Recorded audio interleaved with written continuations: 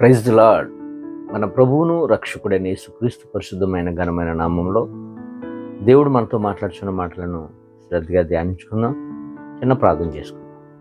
మహాగణుడా, పరిశుద్ధుడైన మా తండ్రి, కృపా సత్య సంపూర్ణుడా, ఈరోజు నాయన ప్రభా, నీ కుమారులుగా నీ కుమార్తెలుగా నీ వాక్యాన్ని మేము ధ్యానించుచుండగా ఆత్మ సంగములతో చెప్పు మాట చెవిగలవాడు వినుగా నీ వాక్య ప్రకారంగా మీరే మాతో మాట్లాడి మమ్మల్ని బలపరిచి నాయన నీ కృపగల స్థలతో దీవించమని యేసయ్య పుణ్యనామంలో ప్రార్థించి వేడుకొని పొందుకొనుచున్న మా యెహోవా తండ్రి, ఆమేన్. God bless you. దేవుడు ఈరోజు మనతో మాట్లాడుచున్న మాట ఏంటంటే, మత్తయి సువార్త 5వ అధ్యాయము 5వ వచనము. సాత్వికులు ధన్యులు, వారు భూలోకమును స్వతంత్రించుకుందురు అని. యేసు ప్రభు వారు కొండ మీద చేసిన ప్రసంగములో ఈ యొక్క ధన్యతలు, ఈ యొక్క 9 ధన్యతలు మనం చూసినట్లయితే బీ యాటిట్యూడ్ అంటారు. ప్రతి మాట కూడా ఎంతో అమూల్యమైన మాట. ఈ యొక్క కొండ మీద చేసిన ప్రసంగము మత్తయి సువార్త 5వ అధ్యాయము, మత్తయి సువార్త 6వ అధ్యాయము, మత్తయి సువార్త 7వ అధ్యాయము, ఈ 3 అధ్యాయాలు ప్రతి మాట కూడా హృదయాన్ని హత్తుకునే మాట. అక్కడున్న వారు అనేకులు, దారి దోపిడి వాళ్ళు, వ్యభిచారులు, దొంగలు, వీళ్ళందరూ కూడా ఏమయ్యారంటే కొండ మీద చేసిన ప్రసంగానికి అందరూ కూడా వారి హృదయాలను ప్రభుకి సమర్పించినట్లుగా మనం చూస్తాం. ఆయన మాటలకు ఆశ్చర్యపడ్డారట అక్కడుంటున్న వాళ్ళందరూ కూడా. 7వ అధ్యాయం చివరిలో యేసు ప్రభు గురించి అక్కడ ఉంటున్న వారు మాట్లాడుచున్న మాట 7వ అధ్యాయం 28వ వచనంలో, యేసు మాటలు చెప్పి ముగించినప్పుడు జన సమూహము ఆయన బోధకు ఆశ్చర్యపడ్డారంట. ఎలా అనగా, శాస్త్రుల వలె కాకుండా అధికారము గలవాని వలె వారికి బోధించనని అనేకులు యేసయ్య మాటకు ఆశ్చర్యపడి యేసయ్యను అనేకులు ఫాలో అయ్యారట. 8వ అధ్యాయము 1వ వచనం నుండే యేసు ప్రభు వారికి ఫాలోవర్స్ ఎక్కువైపోయారు. ఎందుకు అంటే అద్భుతాల కొరకు, స్వస్థతల కొరకు, మహత్కార్యాల కొరకు ఆయనను వెంబడించిన వారు అనేకులు మనం చూడొచ్చు. ఈరోజు మన యొక్క వాక్యాంశం ఏంటంటే, సాత్వికులు. సాత్వికమైన మనసును మనం ఎప్పుడైతే ధరించుకొని ఉంటామో భూలోకమును మనం స్వతంత్రించుకుందామని ప్రభు వారు చెప్పిన మాట. భక్తులైన దావీదును మనం పరిశీలన చేస్తే, దావీదు శత్రువుల చేతిలో నుండి అలాగే సౌలు చేతిలో నుండి రక్షింపబడినప్పుడు దావీదు మాట్లాడిన మాటలు మనకి చూస్తే 2వ సమూయేలు గ్రంథము 23వ అధ్యాయం 36వ వచనంలోను, అలాగే కీర్తనలు 18వ కీర్తన 35వ వచనంలో కూడా ఇదే మాటను భక్తుడైన దావీదు మాట్లాడినట్లుగా మనం చూస్తాం. ఏమంటున్నాడంటే దావీదు అక్కడ, నీ రక్షణ కేడమును నీవు నాకు అందించుచున్నావయ్యా, నీ రక్షణ నాకు ఇచ్చావు, నీ కుడి చేయి నన్ను ఆదుకొనును, నీ కుడి చేతి ద్వారా నేను ఈరోజు ఈ స్థితిలో ఉండగలిగాను, నన్ను అది ఆదుకుంది అనేకమైన మార్లు. నీ సాత్వికము నన్ను గొప్ప చేశాను, నువ్వు నాకు నేర్పిన సాత్వికము నన్ను ఏం చేసిందంటే చాలా ఉన్నత స్థితిలోనికి వెళ్ళిందని భక్తుడైన దావీదు హృదయపూర్వకముగా రాసిన గీత వాక్యం ఇది. సౌలు చేసిన పనికి ఎవరైనప్పటికీ కూడా బహు క్రోధముతో, కోపంతో ఏమైనా చేసేస్తారు. ఎందుకంటే నమ్మించి మోసం చేసిన వాడు సౌలు.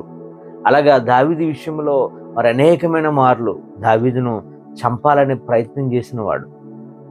దావీదు ఎంతో సాత్వికంగా, నమ్మకముగా, భయముతో, భక్తితో సౌలు యొద్ద ఉన్నాడు దావీదు. కానీ దావీదుకి దేవుడు సాత్వికమును నేర్పాడు కనుకనే ఎన్నిసార్లు మరి సౌలు ఆ బాణముతో, ఆ బల్లెముతో చంపాలని ప్రయత్నించినప్పటికీ కూడా దేవుడే తప్పించాడు.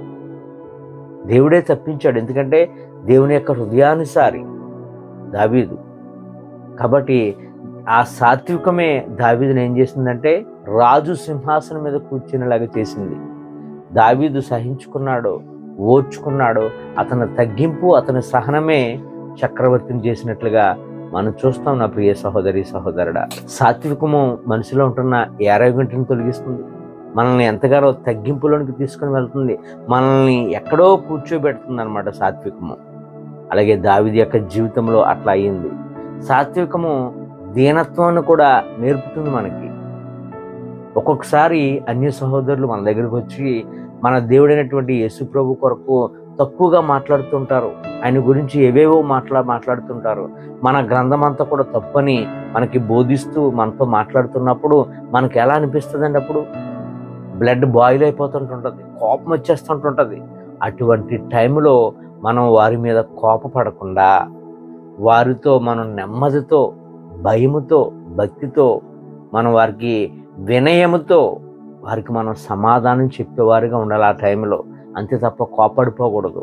వాక్యం సెలవిస్తుంది, పేతురు రాసిన మొదటి పత్రిక 3వ అధ్యాయం 15వ వచనం నుంచి మనం చూస్తే, నిర్మలమైన మనస్సాక్షి కలిగిన వారే మీలో ఉన్న నిరీక్షణ గురించి మిమ్మల్ని హేతు అడుగు ప్రతి వానికి సాత్వికముతోనూ భయముతోనూ సమాధానం చెప్పుటకు ఎల్లప్పుడూ సిద్ధంగా ఉండి మీ హృదయముల యందు క్రీస్తును ప్రభువుగా ప్రతిష్ఠించుడి. వారు ఏం మాట్లాడుతున్నప్పటికీ కూడా, వారు ఎంత మనల్ని దూషిస్తున్నప్పటికీ కూడా మనం ఎలా ఉండాలంటే నిర్మలమైన మనసు గలవారే, నిరీక్షణతో, మనము సాత్వికముతో, వారికి భయముతోనూ భక్తితోనూ వారికి సమాధానం చెప్పడానికి మనం ఎప్పుడు కూడా సిద్ధంగా ఉండాలంట. వారు మాట్లాడుతున్నప్పుడు మనలోంచి యేసయ్యను వారికి చూపించే విధంగా మనం మాట్లాడేవారిగా ఉండాలి. సాత్వికంతో భక్తుడైన మోషే ఐగుప్తు నుంచి కానానుకు నడిపిస్తున్న దారిలో 6 లక్షల మంది కాల్బలంతో ఉంటున్న వారిని ఎంతగానో భరించాడు. వారి సనుగుడును భరించాడు, సహించుకున్నాడు, ఓర్చుకున్నాడు. అటువంటి మోషే కూడా మరి దేవుని ఒకసారి అడిగారు. వారు మాంసం అడుగుతున్నప్పుడు, ఏంటి ప్రభువా వీరు నేను కన్నానా అని ఒక్కొక్కసారి మాట్లాడాడు మోషే కూడా. కానీ దేవుడు మోషేకి ఇచ్చిన సర్టిఫికెట్ ఏంటో తెలుసండి? సంఖ్యాకాండము 12వ అధ్యాయము 3వ వచనం చూస్తే, అతడు ఈ భూమి మీద ఉన్న అందరిలో కూడా అతడు అంత సాత్వికుడు ఎవరు లేరు అన్నాడు. అంతేకాదు సంఖ్యాకాండము 12వ అధ్యాయం 7వ వచనంలో, నా ఇల్లంతటిలో మోషే నమ్మకమైన వాడని ప్రభువే చెప్పాడు. సాత్వికం మనల్ని ఏం చేస్తుందంటే నమ్మకముగా ఉండేలా చేస్తుంది సాత్వికంతో ఉన్నవారు. అంతేకాదు యేసు ప్రభు దేవుడై ఉండి దేవుని కుమారుడిగా మన మధ్యకు వచ్చి అన్నీ సహించుకున్నాడు, అన్నీ కూడా ఓర్చుకున్నాడు, చివరికి ప్రాణాన్ని ఇవ్వడానికి సిద్ధమయ్యాడు, ప్రాణాన్నే ఇచ్చేశాడు. మనకైనా ఒక మాదిరిగా ఉన్నాడు. సాత్వికాన్ని మీరు ఇంప్లిమెంట్ చేయండి అని మనకు ఒక మాదిరిగా కనపడ్డాడు. ఆయన చెప్పిన మాట ఏంటంటే, ఇందాక మనం చదువుకున్న మత్తయి సువార్త 5వ అధ్యాయం 5వ వచనం, సాత్వికులు ధన్యులు, వారు భూలోకమును స్వతంత్రించుకుందురని. ఆయన సాత్వికముతో సహించుకున్నాడు, ఓర్చుకున్నాడు కనుకనే ప్రపంచము ఆయనను వెంబడిస్తుంది. ప్రపంచంలో ఉంటున్న ప్రతి ఒక్కరి హృదయంలో ఆయన స్థిరుడైపోయాడు. ఈ మాటలు వింటున్న నా ప్రియ సహోదరి సహోదరుడా, సాత్వికం మనలో ఉన్నది అనుకోండి, మనలో ఉంటున్న టెంపర్నెస్ని ఏం చేస్తుందంటే అణిచేస్తుంది, మనలో ఉంటున్న కోపాన్ని అణిచేస్తుంది, మనలో ఉంటున్న ఆయనకి ఇష్టం లేని క్రియలు ఏమైతే ఉన్నాయో, కోపము, ద్వేషము, పగ, కక్ష, వ్యభిచారం, ఈ క్రియలు కొన్ని ఉంటాయి చాలా మందిలో, వాటన్నిటిని కూడా ఏం చేస్తుందంటే సాత్వికము అణిచి దేవుని పాదాల యొద్ద కూర్చునేలా చేస్తుంది. సాత్వికాన్ని మనం ఎక్సర్సైజ్ చేస్తే మనం అందరి హృదయంలో స్థిర నివాసులుగా మనము ఉంటాం. కనుక సాత్వికం చాలా ఇంపార్టెంట్ మన యొక్క ఆత్మీయ స్థితికి, మన యొక్క క్రైస్తవ జీవితానికి.